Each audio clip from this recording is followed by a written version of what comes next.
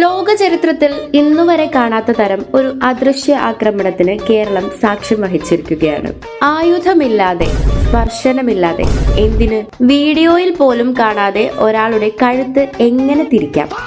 ആ വിദ്യ അറിയണമെങ്കിൽ കണ്ണൂർ റെയിൽവേ സ്റ്റേഷനിൽ പോകണം. സംഭവം സിമ്പിളാണ്. KSUക്കാർ കരിങ്കൊടി കാട്ടി. സാധാരണ മന്ത്രിമാർ കാറിലിരുന്ന് അത് നോക്കി പോകാറാണ് പതിവ്. പക്ഷെ നമ്മുടെ മന്ത്രി അങ്ങനെയല്ല.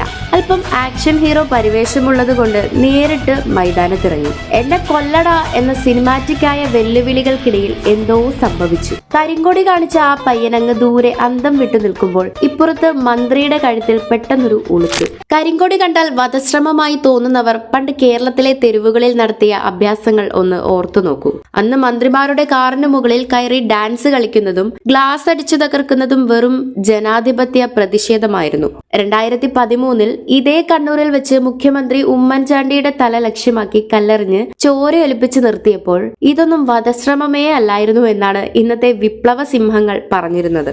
അന്ന് കല്ലേറിനെ ന്യായീകരിച്ചവർ ഇന്ന് കരിങ്കൊടി കണ്ട് ICUവിൽ കയറുന്നു. പോലീസ് FIR ഇട്ടു.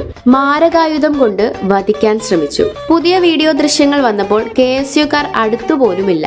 മന്ത്രിക്ക് ചുറ്റും സ്വന്തം ഗൺമാനും പോലീസും മാത്രം. അപ്പോൾ ആ മാരകായുധം ഏതാണ്? ചായ കുടിക്കാൻ എടുത്ത സ്പൂണാണോ? അതോ ഗൺമാന്റെ കൈ തട്ടിയതാണോ? സത്യം പറഞ്ഞാൽ ഈ കേസ് തെളിയിക്കാൻ ഷെർലക് ഹോംസിനെ വിട്ടാൽ പുള്ളി ആത്മഹത്യ ചെയ്യും. എന്തായാലും സ്കാനിങ്ങും കഴിഞ്ഞ് പ്ലാസ്റ്ററും ഇട്ട മന്ത്രിക്ക് KSUക്കാർ ഒരു പുരസ്കാരം പ്രഖ്യാപിച്ചു. Best actor award. സത്യത്തിൽ ഹോളിവുഡ് ഡയറക്ടർമാർ ഈ ദൃശ്യങ്ങൾ കണ്ടാൽ ഓസ്കാർ വാങ്ങിയ എമ്മ സ്റ്റോണിനെ മാറ്റി മന്ത്രിയെ നായികയാക്കും. അത്രയേറെ റിയലിസ്റ്റിക് ആയിരുന്നു ആ കഴുത്ത് തിരിക്കൽ സീൻ. ആശുപത്രിയിൽ മരുന്നില്ലാത്തപ്പോൾ തിരിയാത്ത കഴുത്ത്, കരിങ്കൊടി കണ്ടപ്പോൾ വധശ്രമമായി തിരിഞ്ഞ ആ മാജിക് നമുക്ക് മനസ്സിലാക്കാം. പഴയ ചരിത്രം വെറും കുട്ടയിലല്ല, ജനങ്ങളുടെ മനസ്സിലുണ്ട് സഖാക്കളെ. അപ്പോൾ അടുത്ത ഒരു തിരിക്കൽ വാർത്തയുമായി കാണാം.